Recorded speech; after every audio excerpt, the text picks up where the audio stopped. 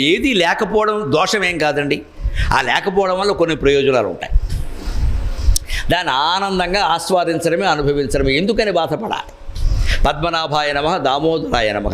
జీవితంలో పద్మనాభుడంత గొప్పగా సంతానవంతుడివై సుఖంగా ఉన్నా, ఐశ్వర్యంతో ఉన్నా అలాగే ఉండు.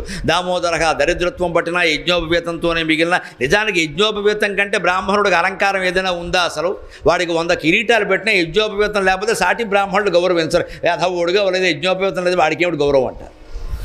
మరి అదే గౌరవం అంటే అది ఉంటే చాలండి. బ్రాహ్మణుడికి వేరే ఆభరణాలు అక్కర్లేదు. అంటే ఆ స్థితి చాలు అనుకో. అలాగే సంకర్షణ, వాసుదేవ, ప్రద్యుమ్న, అనిరుద్ధ 4 పేర్లు గమనించండి. సంకర్షణుడు ఎవరండి? బలరాముడు. వాసుదేవుడు ఎవరండి? ఆయన తమ్ముడు కృష్ణుడు. ప్రద్యుమ్నుడు ఎవరండి? కృష్ణుని కుమారుడు ప్రద్యుమ్నుడు, రుక్మిణీదేవికి పుట్టాడు. అనిరుద్ధుడు ఎవరండి? ప్రద్యుమ్నుని కుమారుడు అనిరుద్ధుడు. దీన్ని వైష్ణవ సంప్రదాయంలో ఏవో వ్యూహాలు అంటారు. అంత లోతుల్లోకి మనం వెళ్ళక్కర్లేదు. అవి అంత వెంటనే అంగీకరించాల్సిన విషయాలు కూడా కావు. అది పక్కనెట్టండి. సంకర్షణ అనే శబ్దానికి చాలా గొప్ప అర్థం ఉంది. బలరాముడు అలా పుట్టాడు. ఎందుకు?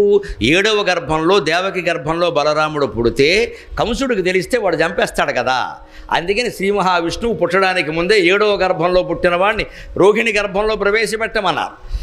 అందుకని వసుదేవుడికి ఆ శక్తి ఇచ్చాడు. ఆ రోహిణి గర్భంలో ప్రవేశపెట్టారు. అందుకే ఇక్కడున్న పిండం అక్కడికి వెళ్ళిపోయింది. సంకర్షణ అంటే లాగబడింది. ఇక్కడి నుంచి అక్కడికి లాగబడింది అది. అందుకని బలరాముడు అక్కడికి వెళ్ళాడు. పైగా బలరాముడు ఎవరి అంశ? ఆదిశేషుని అంశ. ఆదిశేషుని శక్తి సంకర్షణ శక్తి. మన పురాణాల్లో భూమిని ఆదిశేషుడు మోస్తున్నాడు అంటారు. అది గుడ్డి నమ్మకం కాదు. శాస్త్రీయమైన విజ్ఞానాన్ని అలా చెప్పారు. ఆదిశేషునికి 1000 పడగలంటారు. 1000 పడగలతోనూ మోస్తున్నాడు అన్నారు. మీరు గమనించండి. అలాగే సూర్యుడికి 7 కిరణాలు అంటారు. సప్తాశ్వరథమారూఢం. 7 గుర్రాలని చెప్పకూడదు. మామూలు ఊరికే బాపు గారు బొమ్మ కోసం చెప్పిన మాట అది. అశ్వం అంటే గుర్రం కాదు, కిరణం అది. 7 కిరణాలు. సూర్యుని కిరణాలు 7 అని శాస్త్రజ్ఞులు ఒప్పుకున్న విషయం అది. 8ోది ఎవడో కనిపెట్టలేడు అక్కడ. 7 కిరణాలు కూడా పావులు అంటారు. 7 కిరణాలు పావులు. ఆ సప్త కిరణాలు పావులండి. సూర్యుని కిరణాలు పావుల, కింద భూమిని మోస్తున్నది పావుల. అంటే అర్థం ఏమిటండి? సూర్యకాంతి సూర్యుని ఆకర్షణ శక్తి వల్లే కదా మొత్తం భూమి అంతా ఆయన చుట్టూ తిరుగుతోంది. గురుత్వాకర్షణ శక్తే కదా, ఇంకేదైనా ఉందా? భూమి ఆకర్షణ వేరే ఉంది, భూమికి సూర్యాకర్షణ ఉంది కదా, లేదా ఆయన చుట్టూ ఎందుకు తిరుగుతుందండి? ఈ ఆకర్షణ శక్తినే సంకర్షణ శక్తి అన్నారు. కర్షణ అనే శబ్దానికి ఆ చేరిస్తే ఆకర్షణ, సం చేరిస్తే సంకర్షణ. ఆ బలరాముడు ఆదిశేషుని అంశ అనడంలో ఉద్దేశం అది. ఆదిశేషుడు భూమిని మోస్తున్నాడు అంటే భూమి కింద ఓ పాము ఇలా పెద్ద సెట్టింగ్ పెట్టుకుని అట్టగొడుగులు ఎట్టుకు మొయ్యదండి. ఎవడు చెప్పడు అలాగ. మహర్షులు అజ్ఞానపు మాటలు మాట్లాడద్దు. ఆ పురాణ కథ ఎందుకు చెప్పారు అంటే మొత్తం సూర్యకిరణాలతో ఈ భూమి ఆకర్షింపబడుతోంది. ఇది మొత్తం చుట్టేసింది. ఆ 7 కిరణాలు 1000 కిరణాలుగా మారి కింద నుంచి చుట్టేసి భూమిని భరిస్తున్నాయి. అందుకే భూమి ఎలా తిరుగుతోంది లెక్కగా సూర్యుడు చుట్టూ. సరిగ్గా తన చుట్టూ తనకు తిరుగుతోంది 24 గంటల్లో. ఆ పైన సూర్యుడు చుట్టూ తిరుగుతోంది 365 రోజుల్లో. ఈ సంకర్షణ శబ్దానికి అంత విశేషమైన అర్థం ఉందంటే విష్ణు సహస్రంలో ఎంత శాస్త్రీయ విజ్ఞానాన్ని నిక్షిప్తం చేశారో మనం గ్రహించాలి. అది విజ్ఞాన గ్రంథాలు. అలాగే సంకర్షణ బలరాముడు మామూలుగా తీసుకుందాం కుటుంబ పరంగా. బలరాముడు ఆయనేట, కృష్ణుడు ఆయనేట, తమ్ముడు కదా. ఆయన కొడుకు ప్రద్యుమ్నుడు ఆయనేట, ఆయన కొడుకు అనిరుద్ధుడు ఆయనేట. అంటే అన్నగారైనా, తమ్ముడైనా, తండ్రైనా, తాతైనా, మనవడైనా, మునిమనవడైనా అందరినీ భగవత్ స్వరూపంగా భావించు. అప్పుడు జీవితం హాయిగా ఉంటుంది. నీ ఇంట్లో మనవడు పుట్టాడు అంటే మా వంశం అనకు పోజు కొట్టకు. ఊరికే దేవుడు పుట్టాడు అంతే. అందుకే పాట పాడేటప్పుడు జో అచ్యుతానంద జో జో ముకుంద లాలి పరమానంద రామ గోవింద. నువ్వు పుట్టినవాడివి రాముడివి, నువ్వు గోవిందుడివి, నువ్వు అచ్యుతుడివి, ఆనందుడివైన. నిన్న మొన్నటి వరకు ప్రతి తెలుగు తల్లి పాడిందమ్మా. ఈవేళ మన కర్మ గాలిపోయి twinkle twinkle little star why wonder. వాడు చచ్చిపోతాడు అక్కడ అన్యాయంగా. వాడికి అర్థం కాదు, మనకేమిటో తెలియదు. అదే కడుపులో దేవినట్టు ఉంటుంది పైగా.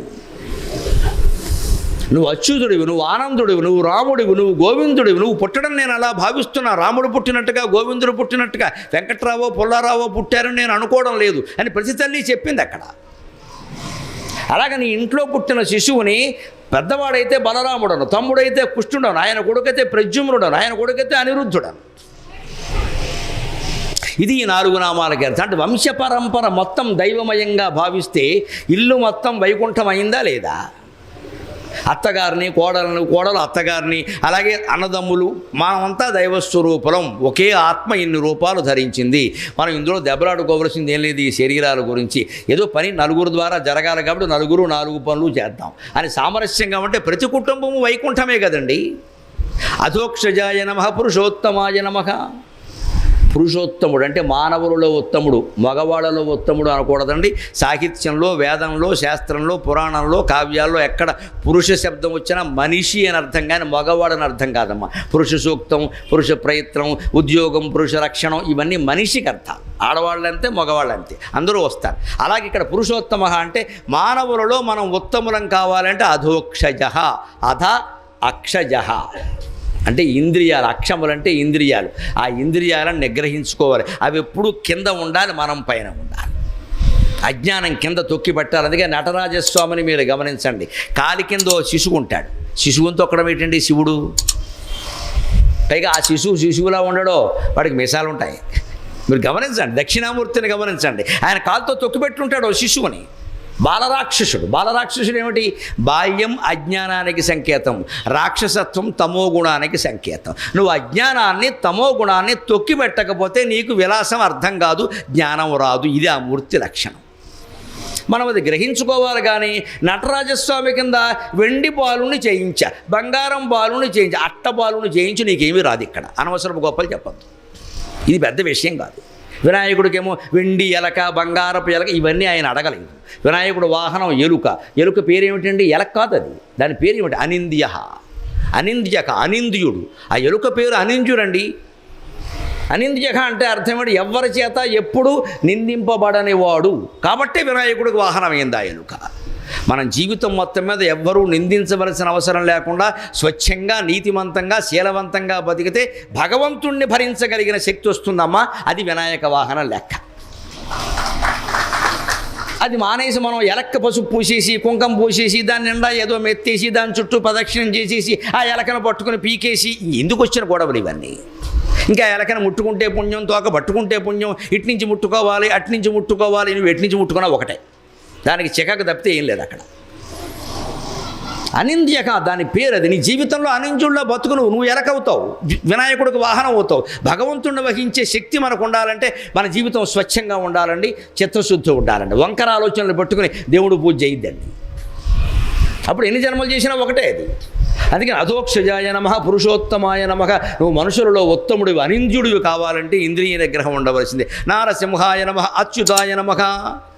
నారసింహమూర్తిగా ఉన్నప్పుడు మీరు గమనించండి, నరసింహస్వామి ఎలా ఉంటాడండి? జంతువు కదా, సగం సింహం, పైగా పూర్తిగా జంతువు కూడా కాదు, సగం సింహం, సగం జంతువు, సగం మనిషి. కానీ ఏం చెప్పారు? నరసింహస్వామి విగ్రహం మీరు ఎప్పుడైనా చూడండి, ఖచ్చితంగా లక్ష్మీదేవి ఇక్కడ ఉండాల్సిందే. విష్ణు సహస్రంలో కూడా వస్తుంది. నారసింహ వపు శ్రీమాన్ కేశవ పురుషోత్తమక. నారసింహ వపుకు శ్రీమాన్. నరసింహస్వామి అవతారం ధరించినప్పుడల్లా శ్రీమాన్, లక్ష్మీదేవి ఆయనతోనే ఉంది. అంటే మొగుడు సగం జంతువు, సగం మనిషి అయినా కూడా ఆవిడ ఒళ్ళోనే కూర్చుందమ్మా. మా ఆయన ఏమిటో ముసలాడు అయిపోతున్నాడు, తెల్ల జుట్టు వస్తుంది, రంగు వేసుకోమంటే వినడు. ఇలా అనకూడదమ్మా, వేసుకోడు. అసలు సగం మంది మొగాళ్ళు జుట్టుకి రంగు ఎందుకు వేస్తారంటే ఆ ఆడాళ్ళకి నచ్చదేమో అని వేస్తారు, లేకపోతే వెయ్యరు వాళ్ళు. ఇదో పెద్ద ఫీలింగ్ ఇక్కడ. అందులో చాలామంది మొగాళ్ళకి పెళ్ళానికి నచ్చడం ముఖ్యం కాదు, ఊళ్ళో వాళ్ళకి నచ్చడం ముఖ్యం ఇక్కడ. పైగా ఈ కర్మ కొద్దీ ఈ రంగు వేసేది పెళ్ళామే, ఈవిడికి తెలిసిపోయింది ఇక్కడ. ఎందుకు? ఆ రంగు పని లేక. భర్త జుట్టు నెరవని, ఎలా ఉండని, మీసాలు పెరగని, గడ్డాలు పెరగని వాడు మన మొగుడా కాదా? వదిలేస్తామా?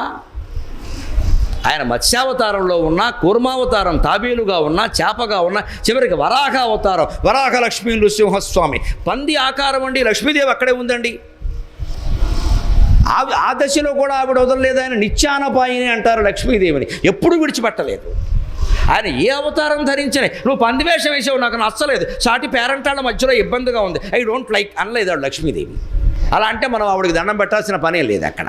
ఆయన మత్స్యావతారం, కూర్మావతారం, వరాహ అవతారం, సగం జంతువు సగం మనిషి అవతారం, వామనావతారం, అలాగే శ్రీరామావతారంలో ఏకపత్ని వ్రతం, కృష్ణావతారంలో బహుపత్ని వ్రతం, అన్నింటినీ ఆవిడ భరించింది. అన్నీ స్వామి లీల కోసం చేస్తున్నాడు. ఇవన్నీ నిజాలా ఏమన్నానా?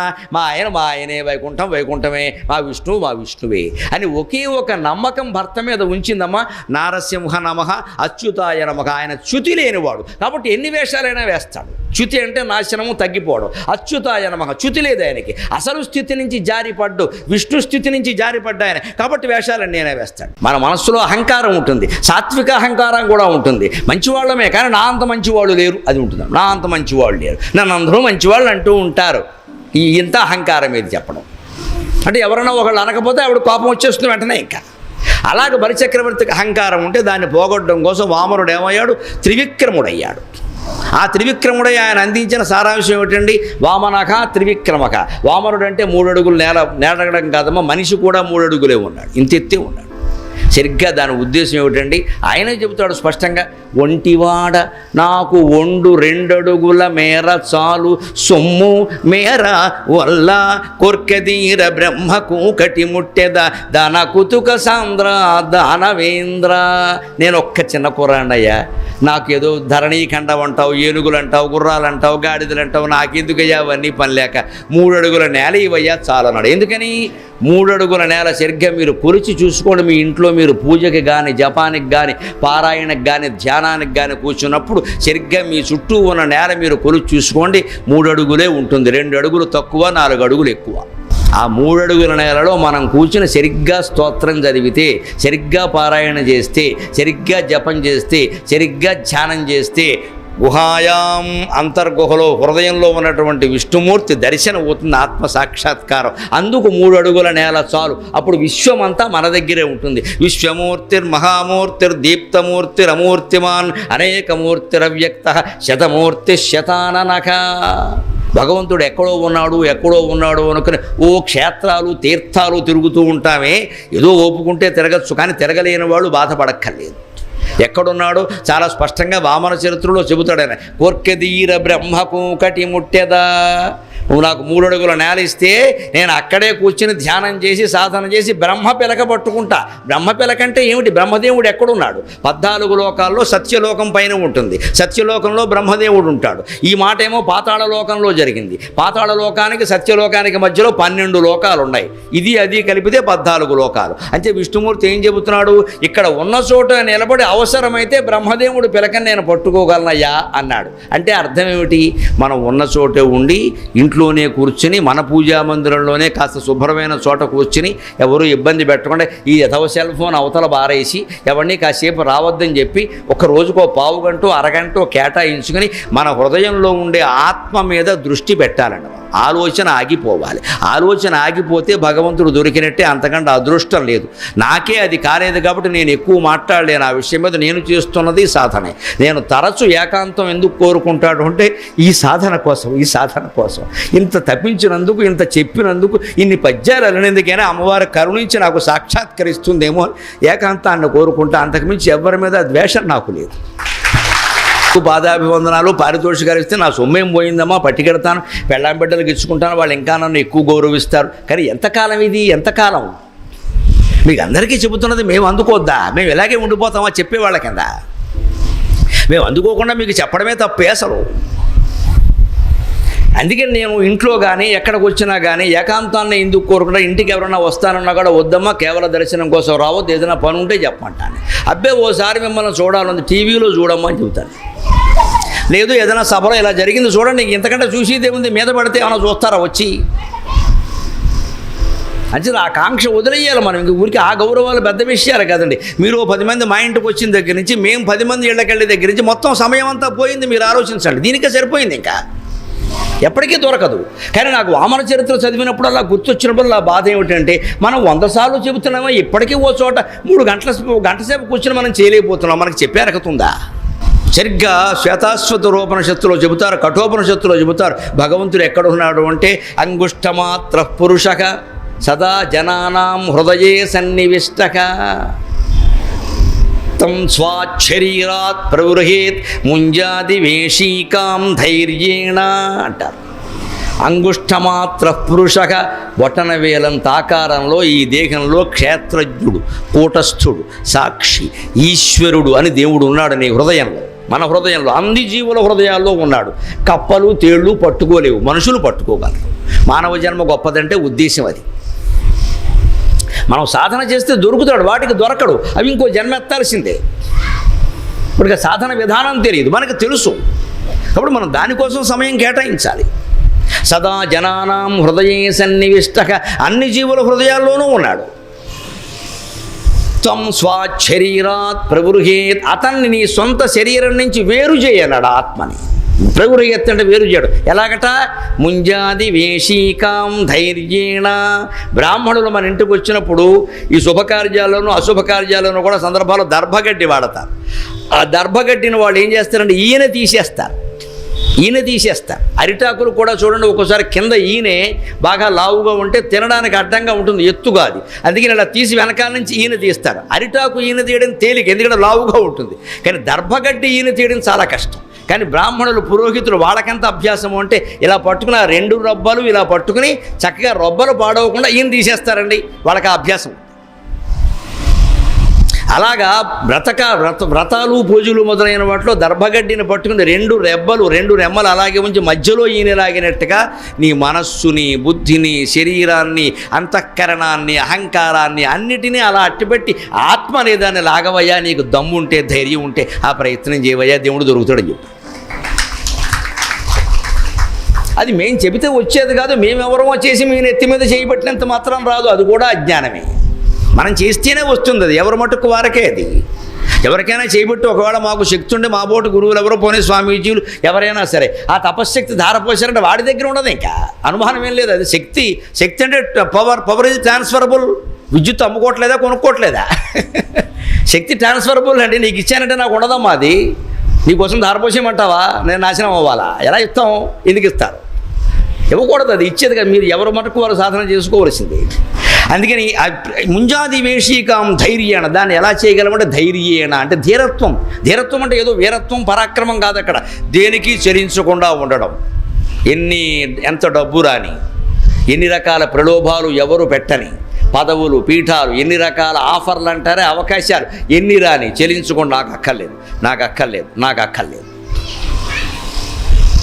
నేను వినాయక స్వామి సాక్షిగా చెబుతున్నా, 10 రోజుల క్రితం ప్రభుత్వంలో ఓ పెద్ద మనిషి నన్ను సభలో కలిసి, ప్రభుత్వంలో బాగా మంత్రి స్థానంలో ఉన్నాయన, అన్ని విధాలా పరుగుబడులు ఉన్నాయన, మీకు ఏదో ఒకటి చేద్దామని ముఖ్యమంత్రి గారు నేను అనుకుంటున్నామండి, ఖచ్చితంగా మీకు ఈ బాధ్యత ఇస్తే అంగీకరిస్తారా అని నా చెవిలో వేశాడు. ఇది అయ్యాక చెప్తానని చెప్పాను నేను, ఎందుకంటే బుర్రపాడవకుండా.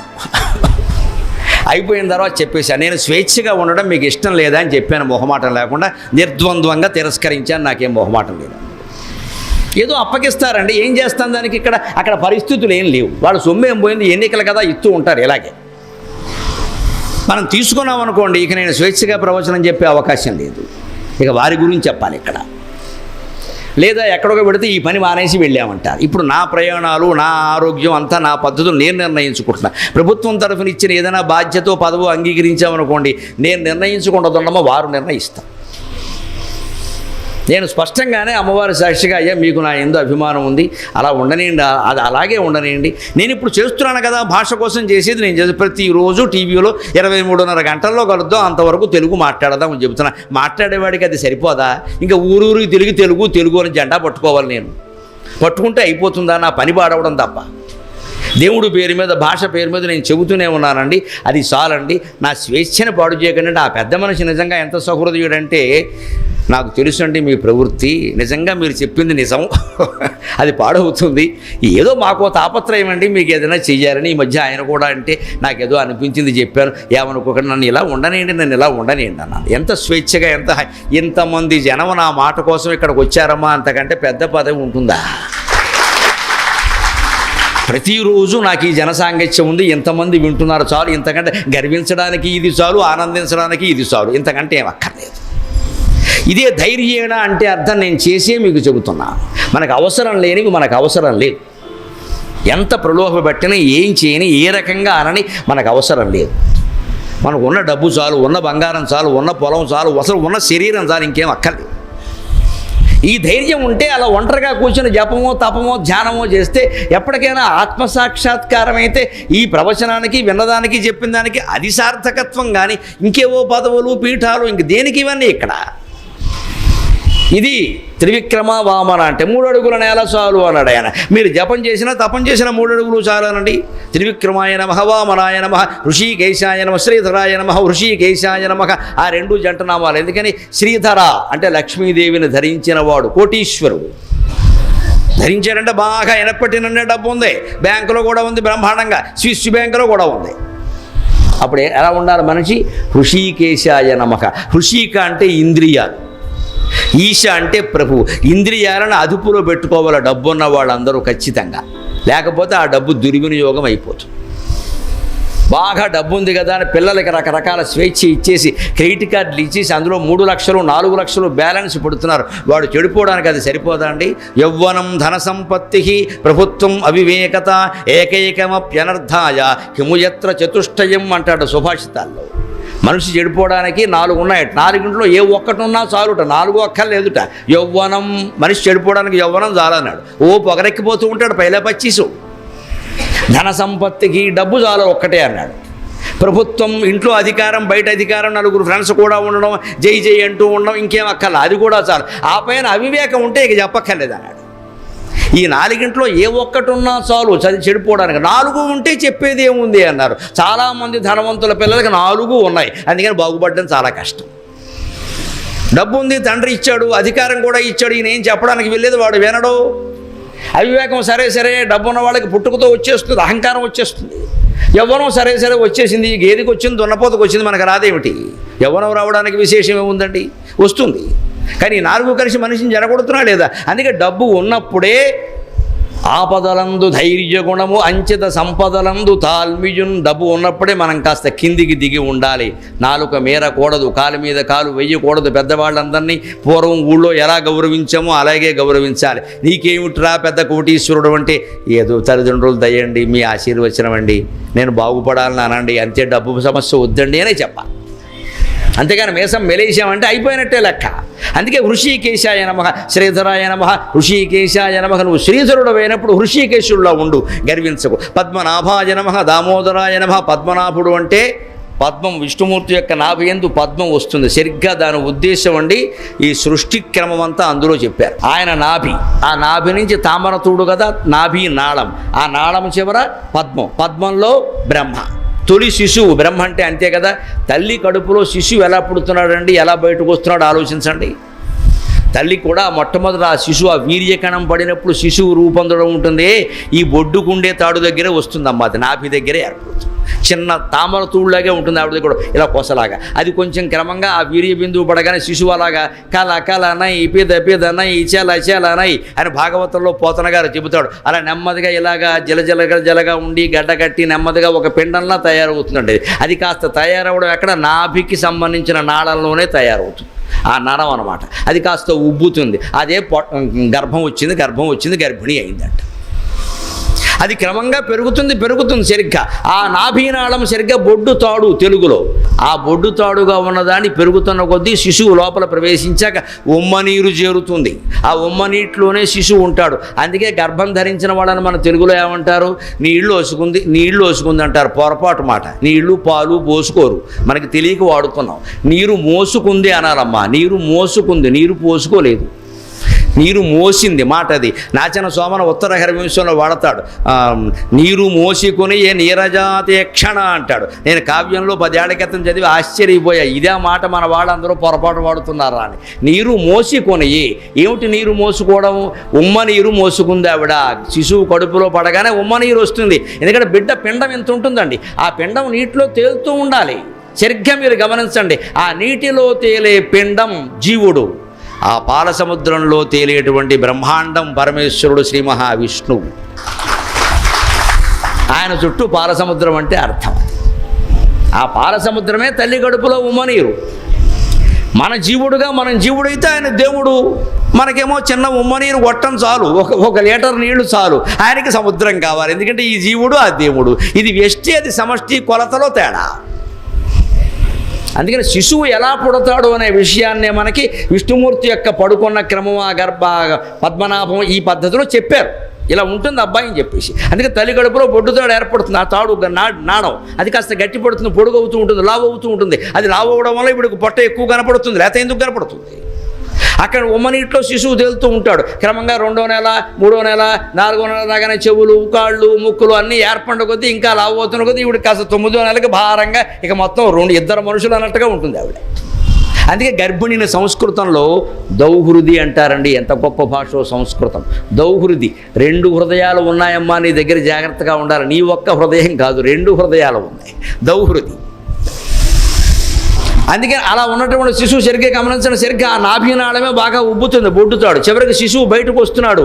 ఆ బయటకు వచ్చినప్పుడే పుష్పం. నేను ఇంక ఎక్కువ వివరిస్తే బాగుండదు. పుష్పవతి అనే మాట వాడతారు. ఎందుకో మీరు ఆలోచించు. పుష్పవతి అయ్యాకే సంతానం కలుగుతుంది. అందుకనే పుష్పం కమలం. ఆ కమలంలో తొలి శిశువు బ్రహ్మ. ఆయన నాభీనాళం ద్వారానే బ్రహ్మదేవుడు వచ్చాడు. ఇక్కడ జీవుడు కూడా తల్లి నాభీనాళం ద్వారానే, బొడ్డుతాడు ద్వారానే బయటకు వస్తున్నాడా లేదా? బయటికి రాగానే బొడ్డుతాడు కత్తిరించారా లేదా? ఆ బొడ్డుతాడు కత్తిరించకపోతే ఎప్పటికీ తల్లిని పట్టుకుని వేలాడుతూ ఉండాలి మనం.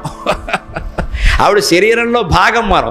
తండ్రి పుట్టుకకి కారణం, కానీ తల్లి అలాంటిది కాదండి. ఈ శరీరం మొత్తం ఆవిడదే, శరీరం మొత్తం ఆవిడదే. అంత అనుబంధం ఉంది కాబట్టి అమ్మో అమ్మో అమ్మో అని ఏడుస్తూ ఉంటాం. మాతృదేవోభవ ముందని పితృదేవోభవ తర్వాత నాడు. తండ్రి తక్కువని కాదు. అక్కడ ప్రాధాన్యాల విషయానికి వస్తే తల్లిదే ప్రాధాన్యం. అదే శరీరమే ఆవిడది. లేదా బొడ్డుతాడు ఒక్కటి కొయ్యకపోతే ఎప్పటికీ వేలాడవలసిందే, వేరే దిక్కు లేదు ఇక్కడ. అంటే ఆ బొడ్డుతాడు పట్టుకుని మనం వేలాడినట్టే బ్రహ్మదేవుడు ఈ బొడ్డుతాడు పట్టుకుని ఆయన పైన వేలాడుతున్నాడు. అంతకంటే ఆయన తొలి శిశువు. అంటే జీవుడుగా, వ్యష్టిగా నువ్వు మీ అమ్మకు శిశువు, ఆయనకి సమిష్టిగా బ్రహ్మదేవుడు శ్రీ మహావిష్ణువుకు శిశువు. ఇప్పుడు పద్మనాభగా అంటే సృష్టి క్రమాన్ని మొత్తం వివరించారు. అందుకే విష్ణు సహస్రం సృష్టి రహస్యం అని చెప్పారు. అటువంటి పద్మనాభుడు అంటే పద్మం పైగా సంపదకి సంకేతం. లక్ష్మీదేవి అందులో పుట్టింది.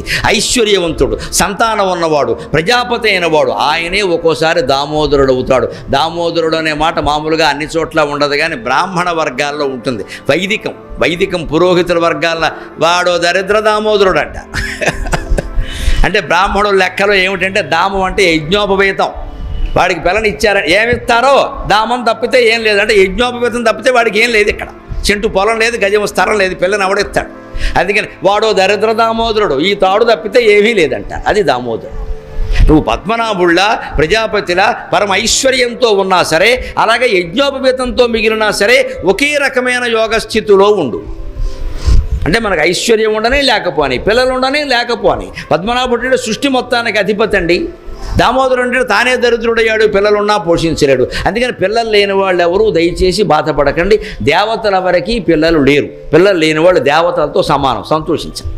అంతేకాని ఎక్కడికో వెళ్ళడం, ఎవరో అనడం, ఎన్నున్నా పిల్లలు లేకపోతే ఏం లేదమ్మా, వచ్చిన నష్టం ఎలా. ఉన్నవాళ్ళు ఎవరు సుఖంగా లేరు, మీరు ఎంక్వైరీ చేయండి. పిల్లలు ఉన్నవాళ్ళు ఎవరు సుఖంగా లేనంత వరకే లేరని ఏడుపు. ఉన్నాక అన్నీ ఏడుపులే. ఇంకా ముందు సంతానం, తర్వాత సంతాపం. ఏదో సభ పెడితే మీటింగ్ ఫాలోడ్ బై డిన్నర్ అంటారు. అలాగే సంతానం ఫాలోడ్ బై సంతాపం. వాడు ఆరోగ్యంగా లేడైన బాధ, వాడికి చదువు రాలేదన్న బాధ, వాడికి ర్యాంకు రాలేదన్న బాధ, వాడికి ఎంసెట్ రాలేదన్న బాధ, వాడికి మళ్ళీ వాడికి సీట్ వస్తే ఉద్యోగం రాలేదన్న బాధ, వాడికి ఉద్యోగం వస్తే ప్యాకేజీ తక్కువన్న బాధ, ప్యాకేజీ కూడా బాగుంటే పెళ్ళి అవ్వలేదన్న బాధ, పెళ్ళి కూడా అయితే మళ్ళీ కోడలు నీళ్ళు వేసుకోలేదన్న బాధ. అసలు ఈ అత్తగారు నీళ్ళు వేసుకోకుండా ఉంటే ఈ గొడవ ఉండేది కాదు. బండి వేసుకొస్తున్నారు, బండి లేకుండా వచ్చిన వాళ్ళు కూడా ఉన్నారు, అవి చెప్పడం. సైకిల్ మీద వచ్చిన వాళ్ళు ఉన్నారు, ఆ విషయం చెప్పడం. నడిచి వచ్చేవాళ్ళు ఉన్నారు, ఆ విషయం చెప్పడం. బళ్ళు ఉన్నాయి, చూడు కావాలంటే బళ్ళు ఎన్ని ఉన్నాయి, ఓ 10 ఉంటాయి. ఆ 10 ఇంట్లో వీడు చేరాలి స్టైల్. నేను బండి కొన్నాం అని తల్లిదండ్రులు కొనలేము, మనకు డబ్బులు లేవురా అంటే ఏదో చేసి కొనాలి, వాడికి లెక్క తెలియదు. ఇప్పుడు నీకు బండి ఎందుకురా అంటాడు. మనకు డబ్బు ఉన్న తల్లిదండ్రులు ఎవరైనా ఉంటే డబ్బు ఉంటే ఉండొచ్చు, ఉంటే అన్నీ కొనాలా ఏంటి. నీకు ఇప్పుడు బండి ఎందుకురా, 10వ తరగతికి సైకిల్ వేసి వెళ్ళొచ్చు కదా అంటే నేను కుదరదు అంటాడు. వెంటనే తండ్రి కాదన్నా తల్లి సమర్థిస్తుంది. ఫోన్లే కొనొచ్చుగా, మనం ఎన్నింటికి తగలపెట్టట్లేదు. వెంటనే భర్తకి భార్యకి గొడవ ఇక్కడ. ఇప్పుడు సమర్థింపు. ఒకవేళ తండ్రి కానీ తల్లి కానీ ఖచ్చితంగా నిలబడి నేను కొన్నాను అనుకో, వెంటనే కుర్రాడు ఏమంటాడు తెలుసా, నేను ఇంట్లోంచి వెళ్ళిపోతా, లేకపోతే ఏదో చేసుకుంటా. బెదిరింపులు, బ్లాక్మెయిలింగ్. వెంటనే తల్లి తండ్రి రాజీ పడిపోతారు. ముందు తల్లి రాజీ పడిపోతుంది. వాడు ప్రాణం తీసుకుంటారంటాడు. ఒక్క కొడుకు ఏమైపోతాం మనం. బండి కొంటే ఏమైంది, ఇప్పుడు 1,00,000 రూపాయలు ఇంతిన రూపాయల దృష్టితో ఆలోచిస్తారండి. రూపాయల సమస్య కదమ్మా, వాడు చెడిపోతాడు ఖచ్చితంగా. 10వ తరగతి అంటే 14 years. 14 ఏళ్ళ వాళ్ళకి బండి ఎలా ఇస్తారు మీరు? లైసెన్స్ రావాలి కదా, 18 ఏళ్ళు దాటితే కానీ లైసెన్స్ రాదు కదా. 14 ఏళ్ళ వాళ్ళకి బండి ఎలా ఇస్తారు? 15 ఏళ్ల కుర్రాళ్ళు, 16 ఏళ్ల కుర్రాళ్ళు రింగ్ రోడ్లో 16 లక్షల బండి వేసుకుని వెళ్ళి 120-130 కిలోమీటర్ల స్పీడ్లో వెళ్ళి ప్రాణాలు పోగొట్టుకున్నారు. తల్లిదండ్రులు గర్భశోకంతో ఉన్నారు. ఈవేళ హైదరాబాద్లో ప్రముఖులు, సినీ నటులు, పెద్దవాళ్ళు, చాలా పెద్దవాళ్ళు తట్టుకోలేని శోకంతో ఉన్నారు. వాడికి నిండా 15 ఏళ్ళు లేవు. వాడు బండిని పేచి పెట్టి కొనిపించుకున్నవాడు తిన్నగా ఉండగా రింగ్ రోడ్లో వెళ్ళాడు. అక్కడ కొంచెం ఖాళీగా ఉంటుంది. 100 స్పీడ్ కాదు, 150 స్పీడ్ పెట్టి. ఆ కుర్రాడికి ఏం తెలుస్తుంది నా వయసులో బాధ్యతలు? పెద్దవాళ్ళకి 60 ఏళ్ళు 70 ఏళ్ళు దాటిన వాళ్ళకి బాధ్యతలు తెలియక 160 కిలోమీటర్ల స్పీడ్లో వెళ్ళి ప్రాణాలు పోగొట్టుకున్నారు. చూస్తున్నాం టీవీల్లో. మరికి పిల్లలకి ఏం తెలుస్తుందండి? అంచేత విద్య ద్వారా ముందు నేర్చుకోవాల్సింది ఏమిటంటే, నాకు 10వ తరగతికి బండి అవసరమా? ఇంటర్మీడియట్కి బండి అవసరమా? కాలేజీ ఎవరికి హై స్కూల్ కానీ కాలేజీ కానీ 1-2 కిలోమీటర్ల మించి దూరంలో లేవండి. ఉంటే బస్సు ఉంటుందండి వెళ్ళడానికి, బస్సు ఎక్కి వెళ్ళొచ్చు. కానీ నేను జమీందారు కొడుకుని, నేను సినిమా యాక్టర్ కొడుకుని, నేను క్రికెట్ స్టార్ కొడుకుని, నేను గరికపాటి నరసింహారావు గారు అబ్బాయిని, నేను ఎలా పెడతాను సైకిల్ మీద? నేను ఇంకా అదృష్టవంతుడు నా విషయంలో. మా పిల్లలకి డిగ్రీ దాటే వరకు సైకిలే, ఏం మొహమాటం లేదు. ఒకరిద్దరు కొనమని పెంచి అన్నయ్య పెట్టిన కొన్నాను చెప్పాను. నేను చాలా మొహమాటం లాగా నేను కొన్నాం. నీకు ఇష్టమైతే లేదా మానయ్య, నేను కొన్నాం. డబ్బు సమస్య కాదు, నేను కొన్నా అంతే. కాసేపు గుంజుకున్నారు, పెంచి పెట్టారు, అన్నం మానేశారు, నేను మానేశాను. 2 రోజులు వాడు తిన్నాడు, నేను తిన్నాను, అయిపోయింది. కానీ ఇలా ధైర్యంగా ఉండగలిగే లక్షణం చాలామందికి తల్లిదండ్రులకు లేదు. ఇవాళ వాడు అన్నం మానేశాడు, ఒక్కగానొక్క బిడ్డ. ఆ పైన మనకి మన ప్రాణాలు తినడానికి స్మార్ట్ ఫోన్ ఒకటి వచ్చింది. 7వ తరగతిలోనే ఇస్తున్నారు శుభ్రంగా. దానికి పాపం విద్యార్థులు మీరంతా ఏం చెప్తారు? చాలా గొప్పవాళ్ళు, మీకు ఉపాయాలు బాగా తెలుసు. అమ్మ వాళ్ళు అప్లయన్సెస్ ఉంటాయి, వాళ్ళు ఫీచర్స్ ఉంటాయి, వాళ్ళు హోంవర్క్ అందులోనమ్మా, ఫోన్ లేకుండా చదువు ఉండదు ఇవాళ అని చెప్పేస్తాం మనం అంతే. కానీ స్మార్ట్ ఫోన్ లేకుండా కూడా చదువుకోవచ్చు. ఫోన్తో పనేం లేదు. ఇందులో స్మార్ట్ ఫోన్ వాడని వాళ్ళు చేయొద్దండి నిజాయితీగా. వాడని వాళ్ళు, వాడుతున్న వాళ్ళు కాదు, వాడని వాళ్ళు. మీరే ఒక్కసారి చూసుకోండమ్మా, ఇంతమందిలో స్మార్ట్ ఫోన్ వాడని వాళ్ళు గట్టిగా లెక్క పెడితే 20 మంది లేరు. దించండి సార్. మీరు కూడా నిజాన్ని చెప్పారు, సంతోషం, మీకు నమస్కారం. అవసరం అండి? మీరు ఆలోచించండి. 10వ తరగతి లోపు ఇంటర్మీడియట్ చదువుతున్న వాళ్ళకి స్మార్ట్ ఫోన్ అవసరం అండి? అవి ఉన్నాక మీరేం చేస్తున్నారో మీ మనస్సుని మీరే ఆలోచించుకోండి. నేను ఎవరిని లేపి ప్రశ్నించండి నేను, కానీ మీరే ఆలోచించుకోండి. క్లాసులో ఉండగా పాఠం చెబుతుంటే పాఠం ఎప్పుడైనా విసుగొస్తే మన కింద నుంచి దీన్ని తీసి నొక్కామా లేదా? ఐ పేడ, ఆవు పేడ, గేదె పేడ అన్ని పెట్టి. ఖచ్చితంగానండి బుర్ర ఇది. ఈ బుర్ర ఈ వయస్సులో ఎలా ఉంటుంది అంటే, చెయ్యొచ్చా చెయ్యకూడదా అనేది అనవసరం. చేద్దామంటే చేసేయి అంతే. చేద్దామంటే చేసేయి, ఇంకా ఆలోచిస్తావేటి అని అనిపిస్తుంది ఖచ్చితంగా. దాని నుంచి మనం తప్పుకోవాలంటే శ్రీనాథుడు చెబుతాడు కాశీఖండంలో ఉదాహరణ. నీ జీవితం విద్య నీకు ఉపయోగపడేలా చేసుకోవాలని కాళిదాసు చెప్పాడు కదా. నీ జీవితంలో సమస్యలను ఎదుర్కోవడానికి, నీ తెలివితేటలు పెరగడానికి, నీకు సమాజం పట్ల ప్రేమ భక్తి కలగడానికి, నీ జీవితం పట్ల నీకు బాధ్యత కలగడానికి నీ చదువు ఉపయోగపడినప్పుడు దేనికి చదువు అంతా? నువ్వు 10వ తరగతి చదివితే 100వ తరగతి చదివితే ఎవరికి కావాలి ఇక్కడ? కానీ దానికి అడ్డొస్తున్నది ఏమిటంటే, ఈ వయస్సులో వాడుతున్న ఈ స్మార్ట్ ఫోన్లు, బళ్ళు, ఇవన్నీ సెల్ ఫోన్లు, ఇవన్నీ ఏం చేస్తున్నాయంటే మన రకరకాల పిచ్చి కాలక్షేపాల పాలు చేస్తున్నాయి. పిచ్చి కాలక్షేపాలు. ఎందుకంటే అందులో ఏదో ఉంటుంది, చూడబుద్ధి అవుతుంది. వాట్సాప్ ఉంటుంది, ఫేస్బుక్ ఉంటుంది, ట్విట్టర్ ఉంటుంది, 100 రకాలు ఉంటాయి. ఎప్పటికప్పుడు న్యూస్ వచ్చేస్తూ ఉంటుంది. నొక్కుతావు ఖచ్చితంగా. నేను నొక్కాననుకో, నా వయస్సు 60, ఇంకా నాకేం పెద్ద ఆలోచనలు, వ్యాపకాలు, వీటి మీద ఏం దృష్టి ఉండదు. ఎందుకంటే మంచో చెడ్డో అన్నీ అనుభవించాంగా. మేమేం గొప్పవాళ్ళం మంచివాళ్ళం అని చెప్పట్లేదండి, మేము తప్పులు చేసాం. కానీ అయిపోయినాయి, అవన్నీ అయిపోయినాయి. ఇప్పుడు మాకు వయస్సు, ధాతువులు క్షీణిస్తూ ఉంటే, నీరసం వస్తుంటే ఇంకెలా ఉంటుందంటే, దేవుడో ఆ దేవుడెవడో కనపడితే బాగుండు, ఏమిటో ఆత్మజ్ఞానం అంటారు, అదంటారు, ఇదంటారు, ఆధ్యాత్మికం చెప్పేవాళ్ళు చెబుతున్నారు, మాకేం దొరకట్లేదు అని కొంచెం ప్రయత్నం చేస్తాం. మా వయస్సు ఉన్నా కూడా వ్యధవేషాలు వేసేవాళ్ళు ఉండొచ్చు, వాళ్ళ కర్మ వాళ్ళది, నేను చెప్పను ఆ విషయం ఉంటుంది. కానీ నీ వయస్సులో సహజంగా దృష్టి ఎలా ఉంటుంది అంటే, ఒక అందమైన అమ్మాయి కనపడితే నువ్వు అది మానేసి గౌతమ బుద్ధుడి జీవిత చరిత్ర చదువుతూ కూర్చోవు. సాధ్యం కాదు, అది సాధ్యం కాదు, నీ వయస్సుకు సాధ్యం కాదు. పైగా నీకు చెప్పే ఉదాహరణ కూడా ఎలా ఉంది? ఆమె ముఖము చంద్రబింబం వలె ఉండెను అంటే వెంటనే నీకు మనసులో తోచేది ఏమిటి? మన క్లాసులో ఎవరి ముఖం చంద్రబింబంలో ఉంది చూడే, సెల్ఫీ దిగుదాం అంతే. పైగా ఎవరైనా అమ్మాయి ముఖం చంద్రబింబం అంత అందంగా లేకపోతే మోహన్ చూడు ఎలాగుందో, గొట్టంలాగా. మళ్ళీ ఆక్షేపణ. అందంగా ఉంటే ఫోటో దిగుతాడు, అందంగా లేకపోతే ఆక్షేపిస్తాడు. అంటే అందంగా లేని మనుషులందరూ చచ్చిపోవాలంటే నాకు అర్థం కాదు. ఆ చంద్రబింబంలాగా అందంగా లేని అమ్మాయిలు అబ్బాయిలు చచ్చిపోవాలా? అందరూ అందంగా ఉంటారా? పైగా అందం అనేది ఏమన్నా మనం ప్రయత్నిస్తే వస్తుందా? నాకు ఇప్పుడు నెత్తి మీద జుట్టు కావాలమ్మా, ఏం చేస్తే వస్తుందో మీరు చెప్పండి. I'm very much worried about that. నేను కవిని చూసి అసూయపడను, నేను కవిని. నేను పండితులను చూసి అసూయపడను, నాకు పాండిత్యం ఉంది. నేను కోటీశ్వరుని చూసి అసూయపడను, నేను ఐశ్వర్యవంతుడు. నేనేం పేదవాడిని కాదు, నేను 10 మందికి దానం చేసే పరిస్థితిలో ఉన్నా. నేనేం పేదరికంలో లేను. నేను ఇంకొకళ్ళ అందాన్ని చూసి కూడా నేను అసూయపడను. నేను అందంగా ఉంటానని మా ఆవిడ చెప్పింది సార్, ఇంకెవరు చెప్పక్కర్లేదు. ఇంకెవరైనా చెబితే ప్రమాదం, ఆవిడ చెప్పకపోతే ప్రమాదం. నాకు చెప్పేసింది, గొడవలేదు. కానీ నెత్తి నిండా జుట్టు ఉన్నవాడిని చూసి నేను కుళ్ళిపోతాను. మీకేం తెలుసు?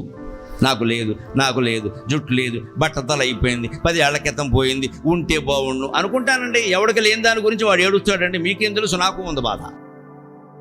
కానీ ఈవేళ నేను 300 అష్టావధానాలు చేశాను, 10 శతావధానాలు చేశాను, సహస్రావధానం చేశాను. 20 రోజుల్లో ఇలా 1000 మంది విద్యార్థులు కాదండి, విద్వాంసులు కూర్చుని తెలుగులో సంస్కృతంలో రకరకాల ప్రశ్నలు వేస్తే వాళ్ళకి 20 రోజుల్లో 1000 పద్యాలు చెప్పి చివరి 21వ రోజున ఉదయం నుంచి రాత్రిలోగా 1000 పద్యాలు ఏకధాటిగా అప్పగించాను. దాన్నే సహస్రావధానం అంటారు. ఇంత ప్రయత్నం చేశాం. కానీ నేను సరస్వతీదేవి ఇంత చేశాను కదా అని ఆవిడ సంతోషించి, నీలా చేసిన వాళ్ళు రాష్ట్రం మొత్తం మీద ఎవరో లేరురా, నువ్వు ఉన్నావు, ఇన్ని పద్యాలు అప్పగించావు, సరస్వతీదేవి పరువు నిలబెట్టావయ్యా అని సరస్వతీదేవి కనపడితే నేనేం అడుగుతానో తెలుసా? నెత్తి మీద జుట్టు లేదమ్మా, జుట్టి అని. ఇక నా బాధ నాది. అప్పుడు సరస్వతీదేవి ఏమిటో వేర్రేడు, జుట్టు కోసం ఏడుస్తున్నాడు, ఇంత పాండిత్యం ఉండి కూడా. ఫోన్లే వాడు అడిగాడు కదా ఇద్దాం అని జుట్టు ఇచ్చి నా ఉపన్యాస శక్తి, నా ప్రవచన శక్తి, నా పద్యాల శక్తి మొత్తం పీకేసింది అనుకోండి. నా బతుకు ఏంటండి? నన్ను జుట్టు ఉంది కదా అని ఎవడన్నా పిలుస్తాడా? జుట్టు ఉన్నవాడు చాలామంది ఉన్నారు లోకంలో, అందరినీ పిలిచి మాట్లాడమంటారా? నాకు మాట్లాడడానికి వీలు కాదండి అయినా బతిమాలుతారా? వీళ్ళు ఎందుకు బతిమాలుతున్నారంటే మన వాక్కు గురించి కదా, వాక్శక్తి గురించి కదా, జుట్టు గురించి కాదు కదా. అంచేత లోపాలు వెతుక్కోవడం మొదలు పెడితే మనలో కూడా మనకు చాలా దొరుకుతాయి, ఇతరుల్లో ఇంకా ఎక్కువ దొరుకుతాయి.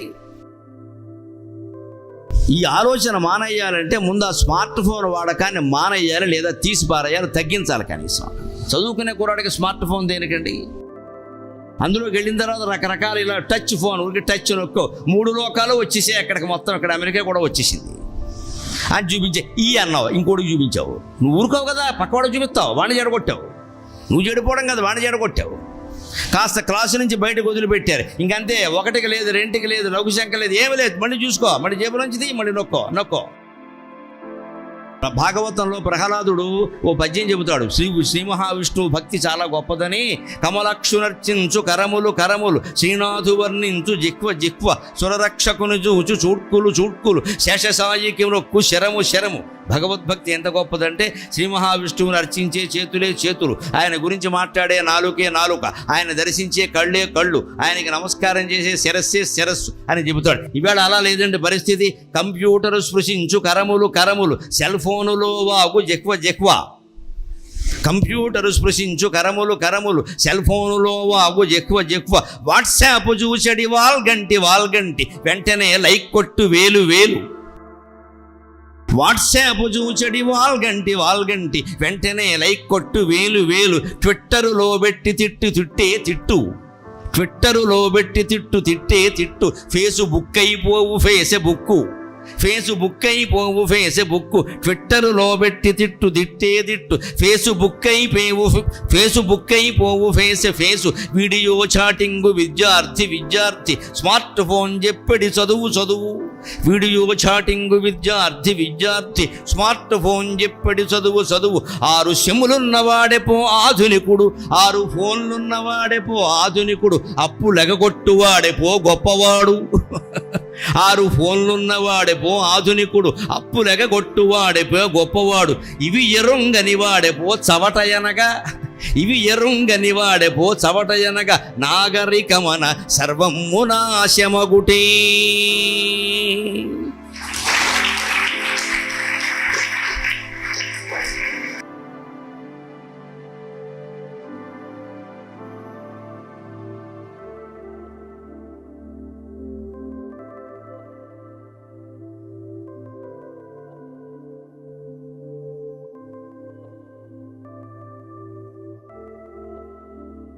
నాగరికత పేరు మీద మొత్తం నాశనం చేసుకుంటున్నాం మనం. కానీ ఇవి ఏవీ లేని కాలంలోనే పిల్లలు ఎలా చెడిపోతాడో శ్రీనాథుడు చెప్పాడు. ఆయన 15వ శతాబ్దపు కవి శ్రీనాథుడు. అంటే మీరు పాఠాల్లో కూడా ఎక్కడైనా వినుంటారు. కవి సార్వభౌమ శ్రీనాథుడు. కాశీఖండం, భీమఖండం, హరవిలాసం, శివరాత్రి మహాత్మ్యం, శృంగార నైషధం లాంటి అద్భుతమైన కావ్యాలు రాసిన మహాకవి. ఆ కాలంలో ఫోన్లు లేవు కదా, కనీసం ల్యాండ్ ఫోన్ కూడా లేదు కదా, టీవీ లేదు, రేడియో కూడా లేదమ్మా. 15వ శతాబ్దంలో ఏముంటాయి? 2 ఎడ్ల బళ్ళు, ఒంటెద్దు బళ్ళు. ఆ రోజుల్లోనే పిల్లలు చెడిపోయారు. గుణనిధి అని ఒకడు ఉంటాడు, అందులో బ్రాహ్మణ కుటుంబంలో పుట్టాడు. తండ్రి వేద పండితుడు, రాజాస్థానంలో పండితుడు. కానీ ఆయన రాజాస్థానం వ్యవహారాల్లో పడి కొడుకును పట్టించుకోవడం మానేశాడు. ఇప్పుడు కూడా చాలామంది తల్లిదండ్రులు అంతే, రాజకీయాల్లో ఉంటారు, మహిళా సంఘాల్లో ఉంటారు. ఇప్పుడు ఏమీ లేకపోయినా మొత్తం స్మార్ట్ ఫోన్లో ఉంటున్నారు. వాళ్ళు కూడా అమ్మకో ఫోను, నాన్నకో ఫోను. ఎవరి గొడవల్లో వాళ్ళు. పిల్లల్ని పట్టించుకునే స్థితి లేదండి ఇప్పుడు వేళ. అందుకని వీళ్ళు ఏమంటున్నారు, వీళ్ళు మమ్మల్ని పట్టించుకోలేదు అనకుండా వీళ్ళకో ఫోన్ కోరు బారేశారు గొడవ లేకుండా. నీ ఫోన్ నువ్వు ఉండు, నా ఫోన్ నేను ఉంటా. అంటే తల్లి పిల్లతో మాట్లాడాలంటే I want to talk with you, నువ్వు మెసేజ్ పెట్టాలి.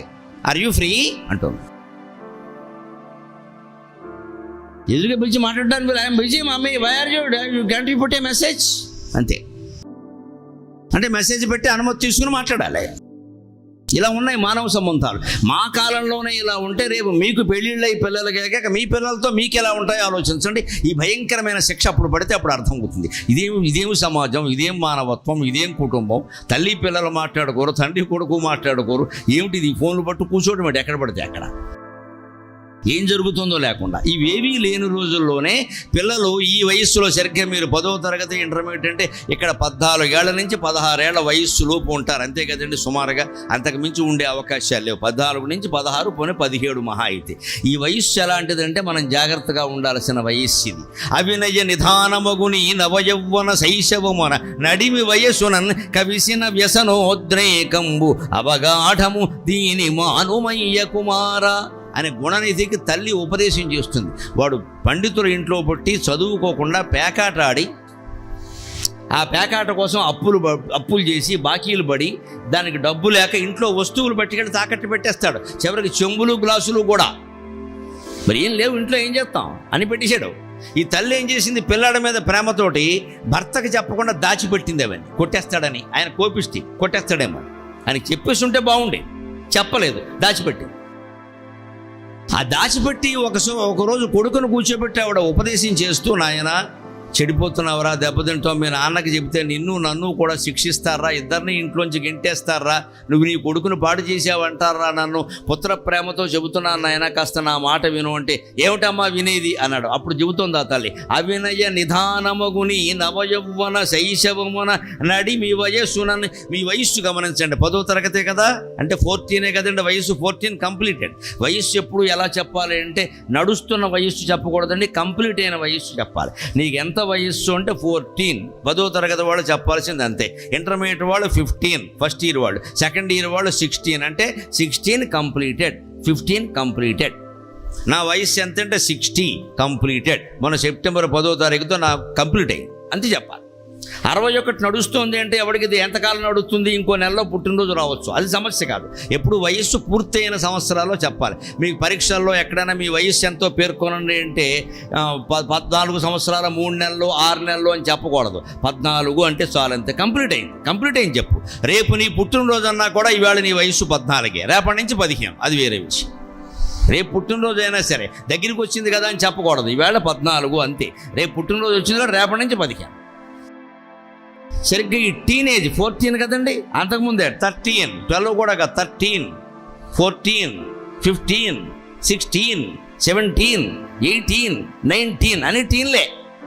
దీన్ని టీనేజ్ అంటారు. మన తెలుగులో దీన్ని నవయౌవన శైశవం అంటారు. శైశవం అంటే శిశు దశ, చిన్నపిల్లాడు, ఉయ్యాల్లో పిల్లాడు, ఆడుకునే పిల్లాడు, పాకే పిల్లాడు, కాస్త అడుగులు నేర్చిన పిల్లాడు. వాళ్ళకి ఇబ్బంది లేదండి, వాళ్ళు తల్లిదండ్రులకు భయపడతారు.